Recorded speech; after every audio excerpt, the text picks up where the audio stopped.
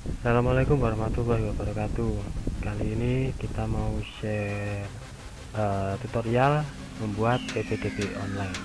Mudahnya kita bikin aplikasi PPDB menggunakan Google Formulir. Kita buka dulu pertama.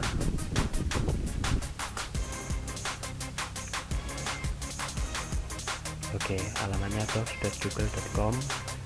Kemudian kita pilih di sini, ya kita pilih formulir seperti itu. Nah, kita bisa pilih beberapa template yang ada di sini, atau kita bisa membuat template kita sendiri dengan memilih format baru atau yang kosong.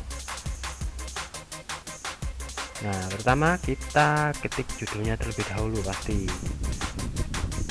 formulir pendaftaran siswa baru gitu ya.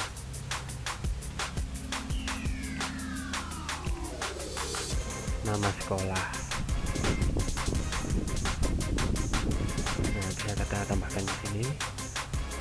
Kita tulis deskripsinya, silahkan mengisi formulir dengan valid, data yang valid gitu. Untuk judulnya nanti otomatis akan menyesuaikan di sini. Kemudian kita bisa membagi halaman untuk data siswa, data orang tua, dan juga nama data sekolah asal. Misalnya yang pertama kita bikin untuk data peserta didiknya terlebih dahulu gitu ya. Nama calon peserta didik ini. Oke. Biasanya Google Formulir ini sudah menyesuaikan di sini. Jadi antara jawaban singkat, paragraf, atau pilihan. Biasanya dia sudah menyesuaikan. Tapi kalau misalkan kurang sesuai, kita bisa pilih yang lain di sini. Kita tambahkan lagi baris yang kedua, NISN. Oh ya, untuk nama calon peserta didik ini kan wajib ya diisi, nggak boleh kosong. Jadi di sini kita aktifkan wajib diisi. Nah, jadi dia kolomnya tidak boleh kosong. Nanti kalau kosong dia nggak akan disimpan. Seperti itu. Untuk NISN nggak harus wajib ya, karena dalam beberapa kasus itu nggak semua siswa punya NISN, apalagi NISN yang valid. Jadi saya rasa ini nggak perlu wajib diisi. Kita lanjutkan saja. Jenis kelamin. Nah, jenis kelamin kita bisa pakai radio button atau drop down menu ya. Sepertinya kita pakai radio button saja. Laki-laki, kita tambahkan perempuan ini. Kita lanjutkan lagi. Berikutnya tempat dan tanggal lahir. Tempat dan tanggal lahir ini formatnya terserah kita. Kita bisa gabung antara tempat lahir dan tanggal lahir atau terpisah. Jadi kalau misalnya kalau kita pisah seperti ini, tempat lahir, kita tambahkan lagi tanggal lahir. Nah, di sini akan menyesuaikan langsung tanggal seperti itu. Tambahkan lagi alamat calon peserta didik. Nah, karena alamat ini biasanya panjang, dia akan formatnya dalam bentuk paragraf biasanya. Tambahkan lagi apa yang biasanya itu, nomor telepon, nomor HP atau telepon. Nah, karena ini sifatnya online, pasti kita butuh yang namanya kontak dari calon peserta didik untuk kita kabari gimana nantinya ketika dia sudah masuk. ya kan. Selama pandemi corona ini kan nggak boleh kita ngumpul dalam jumlah yang sangat banyak, massal, nggak boleh. Jadi kita bisa sampaikan informasi-informasi yang dibutuhkan oleh calon peserta didik ataupun orang tua wali. Kita bisa tambahkan nomor telepon di sini. Untuk formatnya bisa angka ya. Kita tambahkan selanjutnya nomor KK. Ini data dasar yang biasanya digunakan dalam pendataan baik dapodik atau emis. Nomor NIK gitu. Oke. Jumlah saudara.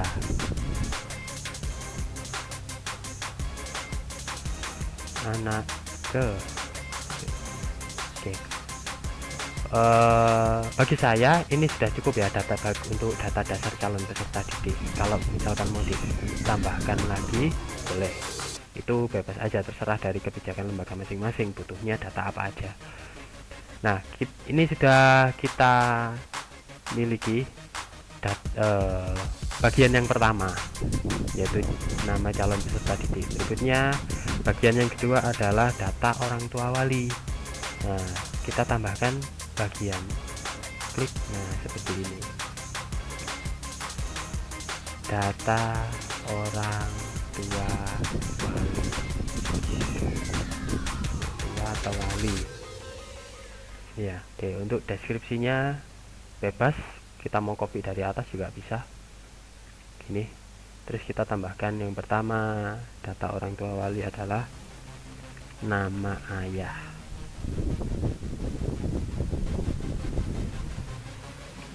NIK ayah,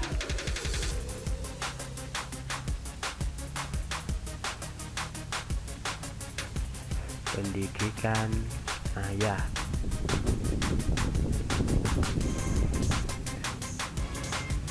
pekerjaan ayah.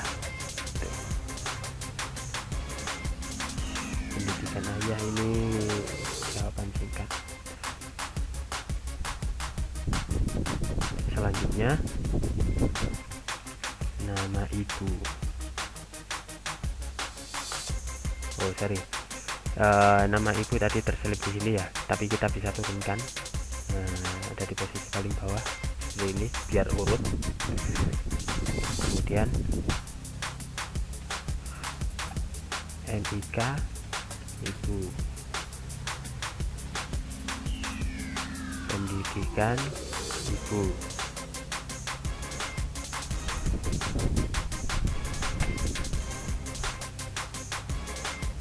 pekerjaan ibu, gitu ya. Nah, untuk pendidikan, nah ini biasanya pendidikan itu ada yang jenjangnya SD, SLTP, SLTA, diploma atau sarjana gitu ya. Nah, kita bisa tambahkan di sini. Kita bisa rubah, ini seharusnya bukan jawaban singkat tapi pakai drop down. Opsinya bisa kita pilih SD. Kita tambahkan opsinya di sini SLTP, SLTA, diploma, sarjana, atau tidak sekolah gitu ya. Untuk ibu juga sama, pendidikan ini harusnya drop down, terus kita tambahkan di sini SD, SLTP, SLTA, diploma, sarjana, atau tidak sekolah gitu ya. Nah, untuk data orang tua saya rasa cukup. Kalau mau ditambahkan untuk wali juga tidak masalah, isinya kurang lebih sama, nama, NIK, pendidikan, sama pekerjaan. Kita lanjut ke bagian yang ketiga, kita tambahkan di sini. Bagian yang ketiga adalah data asal sekolah atau madrasah gitu ya. Deskripsinya bisa kita copy lagi dari atas. Kalau mau diisi beda juga nggak masalah. Kita tambahkan data yang pertama, nama sekolah atau madrasah asal, alamat sekolah atau madrasah asal, MPSN,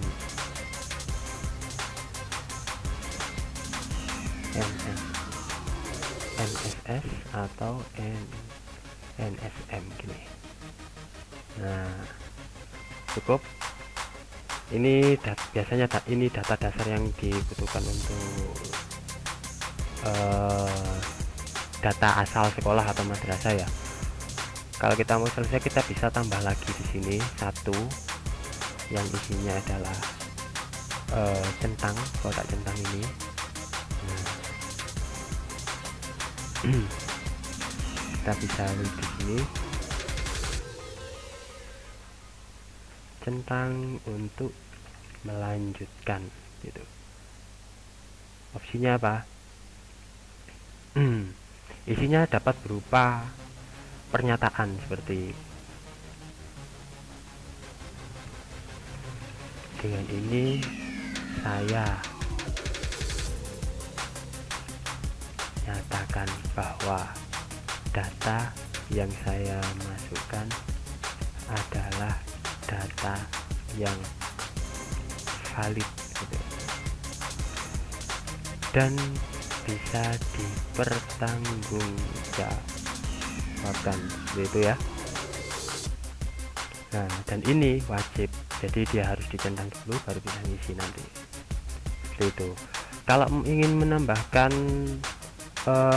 upload, misalkan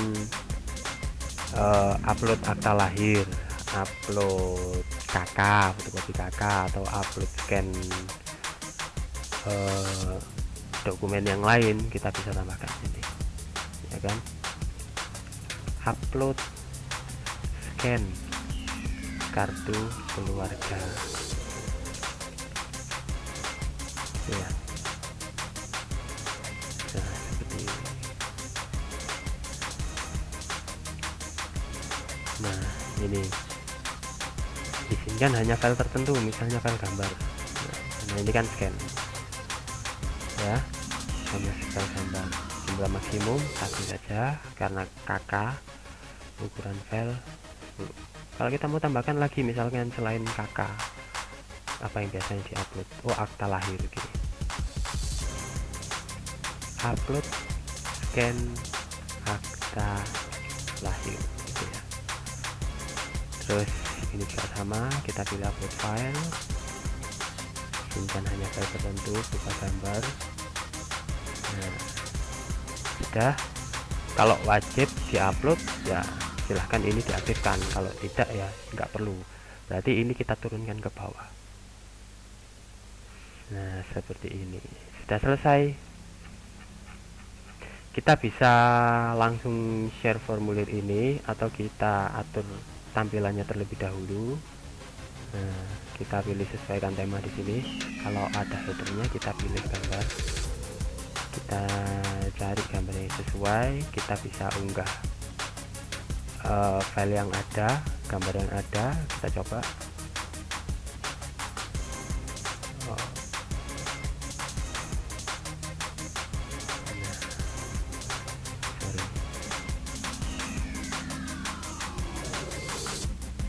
Contohnya seperti ini, misalkan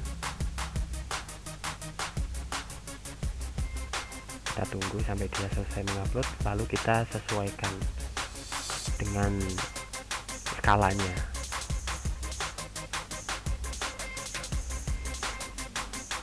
Nah, seperti ini bisa kita sesuaikan. Nah, gitu.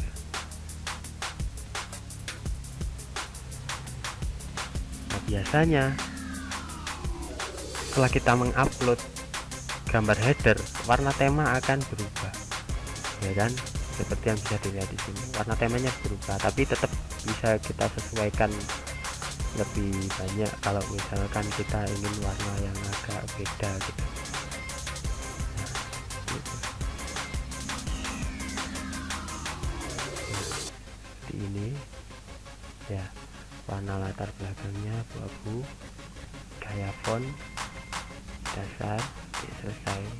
Nah seperti ini kira-kira. Sekarang kita coba pratinjau preview seperti ini tampilannya nanti ketika diisi ya. Nah, lalu bagaimana caranya membagikan formulir ini? Kita bisa klik kirim di sini untuk membagikan. Nah, kita bisa kirim melalui email atau hanya mengcopy tautan atau linknya saja. Ini yang link yang harus kita pakai untuk mengunjungi ini. Bisa diperpendek. Nah, seperti ini. Atau mau lebih mudah lagi, bisa. Caranya dengan menggunakan fitur dari bit.ly.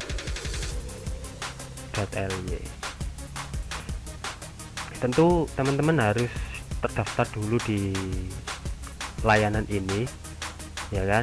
Setelah itu kita bisa membuat link, create your first link. Nah, ini.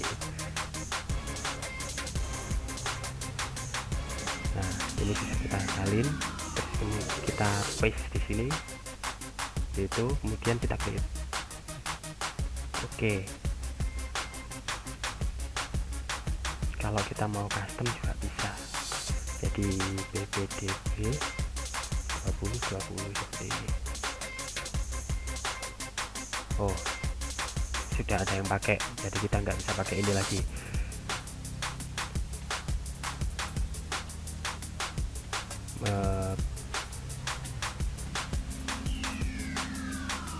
fr ppdb gitu ya, form ppdb. Nah ini kita coba, udah ada yang pakai juga. Oke, ppdb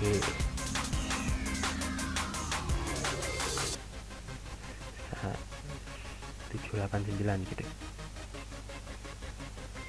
Nah sudah ya, ppdb 789 kita sudah bisa dapat ini. Kita bisa copy dan bagikan.